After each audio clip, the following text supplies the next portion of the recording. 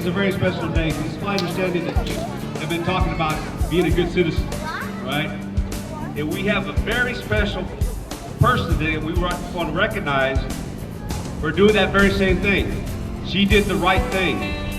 We want to present her with a certificate. It reads this: the Southwest ISD Police Department presents this award to Ms. Olga Salazar and award her the courageous efforts to recover command failure and keeping our community safe. Thank you, Ms. Salazar.